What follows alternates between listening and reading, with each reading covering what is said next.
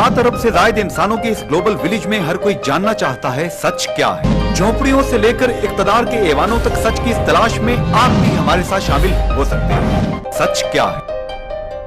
बिस्मिल्लाहिर्रहमानिर्रहीम। नाज़रीन इकराम अस्सलाम वालेकुम। सच क्या है विद जुनैद अंसारी। इंतहाई अहम लम्हात सियासी नुक्ता निगाह से एक छोटे से वक्फे के बाद एक नई सीरीज़ का आगाज़ आज से हम कर रहे हैं और कर भी ऐसी शख्सियत के साथ रहे हैं जो मेरी पसंदीदा शख्सियत हैं। आप यूथ की आवाज़ कहलाते हैं। मीरपुर की जितनी यूथ है, आज़ाद कश्मीर के जितने पढ़े लिखे नौजवान हैं, वो एजाज़ रज़ा को बहुत पसंद करते हैं क्योंकि इनकी बातों में लोगों का ये कहना है, नौजवान तबके का ये कहना है, हमेशा विजडम और लॉजिक होती है, कोई भी बात बेसलेस नहीं होती। ये पब्लिक का फीडबैक है और पब्लिक जो भी कहती है यकीनन उसके पीछे कुछ ना कुछ होता है। एजाज़ साहब, अब राउंड बिल्कुल शुरू होने को है। क्या कहते हैं कश्मीर काउंसिल के का टिकट जिसके लिए आप बड़ी कोशिश कर रहे थे कि अरशद गाजी साहब, उनसे वादा किया गया, कुफर टूटा खुदा खुदा करके उन्होंने जाके पेपर जमा करवा दिए हैं। क्या देख रहे हैं आप? तो बहुत करीब से चीज़ों को जानते हैं। बिस्मिल्लाहिर्रहमानिर्रहीम। जुनैद साहब, गाजी साहब के बारे में पहले भी कह चुका हूँ कि उनका हक़ था। उन्होंने पार्टी को ज़िमनी इलेक्शन में बचाया ऑलमोस्ट, और टिकट उनको मिलना चाहिए और उन्हें कश्मीर कौंसिल का मेंबर होना चाहिए। आजकल राजा फ़ारूक हैदर ख़ान साहब मुख्तलिफ़ दौरे भी कर रहे हैं। मेरी तकरीबन हर तीसरे चौथे दिन उनसे गुफ्तगू भी होती है। अभी 1-2 दिन तक इंशाल्लाह हमारे मेहमान भी बनेंगे। वो ज़ाती तौर पे मैंने उनको मदऊ किया था। मुझे यूँ लग रहा है कि आपकी पार्टी भी अंडर प्रेशर बहुत ज़्यादा है कश्मीर काउंसिल के हवाले से। ज़ाहिर है 4 सीटें 5 सीटें जो भी हैं उस पर अब 12 लोगों ने अप्लाई किया है, तो क्या कहते हैं बनेगा क्या? जुनैद साहब, कश्मीर कौंसिल के इलेक्शन में एक कानूनी राय है, एक हर शख्स की अपनी ज़ाती राय होती है। मेरी ज़ाती राय ये है कि इस स्टेज पे कश्मीर कौंसिल का इलेक्शन नहीं था होना चाहिए। इस वक्त पीपल्स पार्टी के बहुत से लोग उड़ान भर चुके हैं। कोई सारी लोग इलेक्शन में आ रहे हैं। जो कैंडिडेट है उसने ज़ाहिर बात है फाइनेंशियल मैटर्स सबके साथ रिलेट करते हैं। तो ये अगर डिले हो जाता तो जिस तरह पीपल्स पार्टी के जितने मेंबरान हैं, पीपल्स पार्टी भी शायद 2 सीटों से ऊपर ना जा सके। तो ये ख़रीद व फ़रोख्त का सिलसिला सियासत में नहीं होना चाहिए। अगर मेरी ज़ाती राय है कि अगर इसे डिले कर देते तो बड़े पुरअमन तरीके से और वर्कर्स ऊपर आते, फाइनेंशियल जो लोग स्ट्रांग हैं वो अभी ऊपर आएंगे। आपको वर्कर बहुत कम मिलेगा मेंबर कश्मीर कौंसिल अगर ये election due date general election से पहले होते हैं, तो फिर पार्टी वर्कर्स का ऊपर आना मुश्किल हो जाएगा। देखिए एजाज साहब, ये तो क्लियर एक बात है, वेव ऑफ द विंड चली हुई है मुस्लिम लीग नून की। बावजूद सियासी मुश्किलात के, पनामा लीक्स के, दीगर चीज़ों के, आज़ाद कश्मीर में लग रहा है कि मुस्लिम लीग नून उड़ा के ले जाएगी। मुबसरीन कह रहे हैं, पब्लिक कह रही है, हवा चली हुई है आपकी।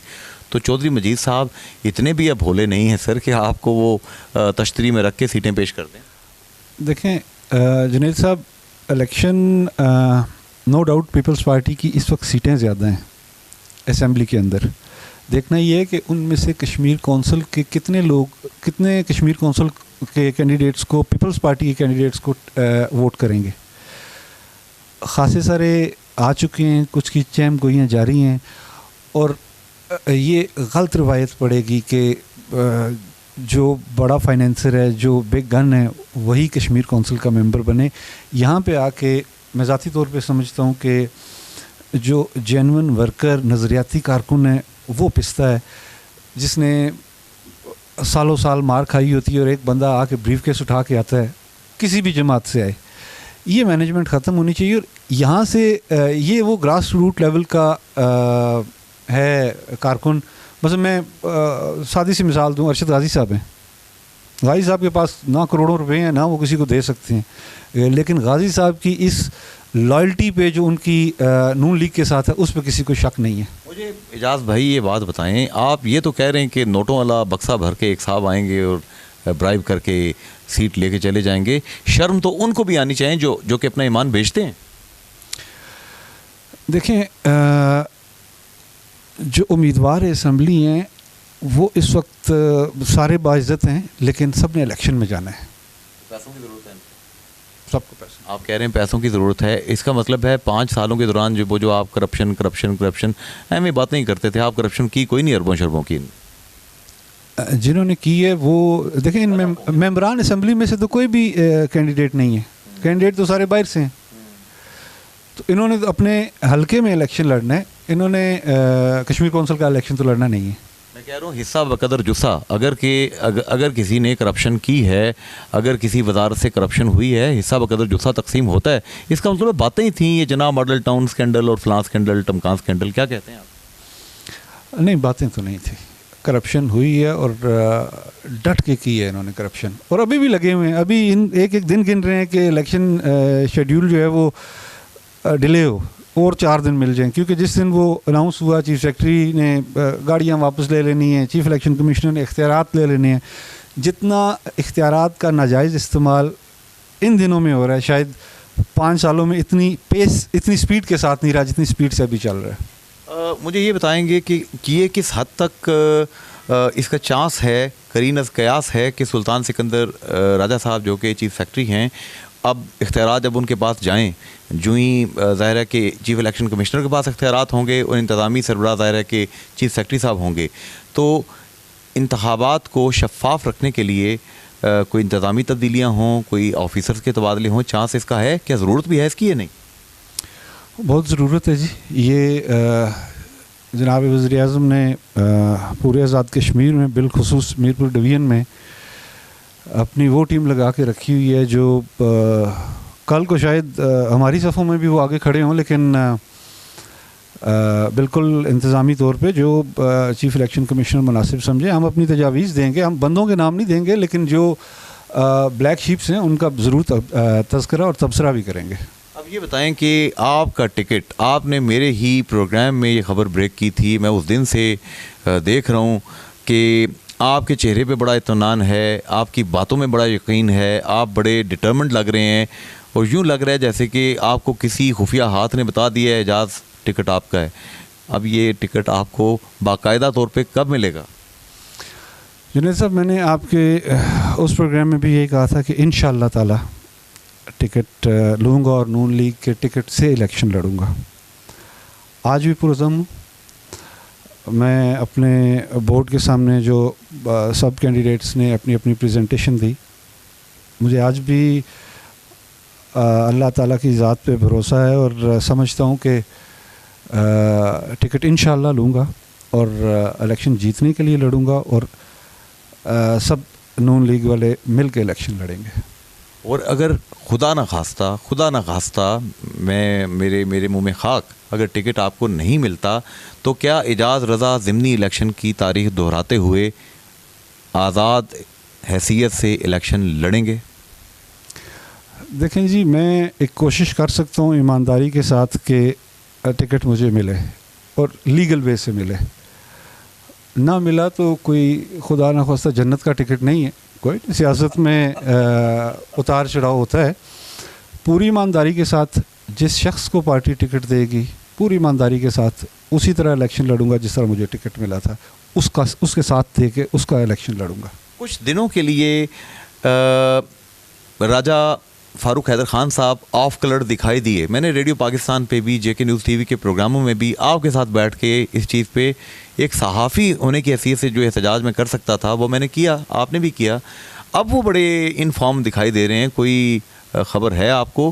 कोई रायवंड से वहाँ से कोई उनको थपकी दी गई है, गो हेड का इशारा मिला है? क्या राजा फ़ारूक हैदर ख़ान ही आइंदा वज़ारत उज़्मा के उम्मीदवार होंगे? जुनैद साहब, अच्छा बुरा वक्त सियासत में आता रहता है। मेरा ज़ाती ख्याल है कि जितनी मेहनत राजा फ़ारूक हैदर ख़ान ने इस जमात पे की है, पार्टी कायदीन को जो पाकिस्तान से फ़ैसले करेंगे उन्हें कंसिडर करना चाहिए और हमारी दिली ख्वाहिश है कि हमारा पार्टी प्रेसिडेंट ही हमारा प्राइम मिनिस्टर बने।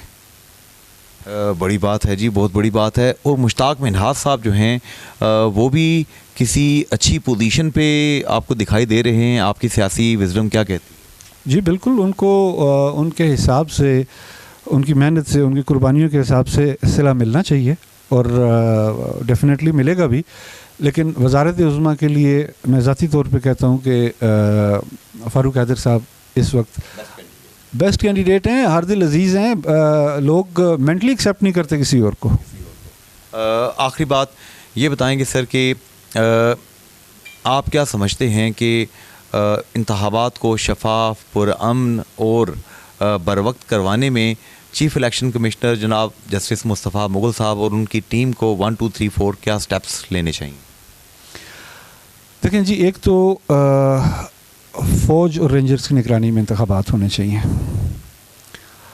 दूसरा मैं ये भी कहूँगा, अगर नून लीग के लिए भी कोई पॉजिटिव चीज़ ना करें, वो न्यूट्रल रह के इलेक्शन करवाएं, बिल्कुल न्यूट्रल रह के, कोई पार्टी कोई कुछ नहीं। ये 5 साल के लिए लोगों ने फिर अपना हुकूमत बनानी है, जो जिस चीज़ को लोग चाहते हैं वो होना चाहिए। इंतज़ामी तौर पे कोई नून लीग का साथ ना दें, कोई पीपल्स पार्टी का साथ ना दें, कोई PTI का साथ ना दें। अल्लाह ताला ने इन्हें मौका दिया है शफाफ इंतखाबात कराने का, और मुगल साहब वैसे भी बड़े स्ट्रेट फॉरवर्ड आदमी हैं। उम्मीद भी यही करता हूँ कि वो इलेक्शन फेयर एंड फ्री करवाने में इंशाल्लाह कामयाब भी होंगे। आज का ये प्रोग्राम, ये एक मुख्तसर सा प्रोग्राम जो कि समझिए कि पहला ओवर है इस नए राउंड का, जो कि कश्मीर कौंसिल का बिगल वजह है इलेक्शन का। कोर्ट के फैसले के मुताबिक एजाज़ रज़ा साहब बहुत ज़्यादा पुरएतमाद दिखाई दे रहे हैं। अल्लाह इनके हक़ में बेहतरी करे, अल्लाह गाज़ी साहब के हक़ में बेहतरी करे, और अल्लाह ताला इन सब के साथ साथ जो focus of all exercise common man poor public है, उनके हक़ में बेहतरी करे। आज के प्रोग्राम से जुनैद अंसारी इजाज़त चाहता है। फ़ीमान अल्लाह, अल्लाह हाफिज़ एंड गुड बाय। 7 अरब से ज़ायद इंसानों के इस ग्लोबल विलेज में हर कोई जानना चाहता है सच क्या है। झोंपड़ियों से लेकर इक़्तिदार के ऐवानों तक सच की इस तलाश में आप भी हमारे साथ शामिल हो सकते हैं। सच क्या है?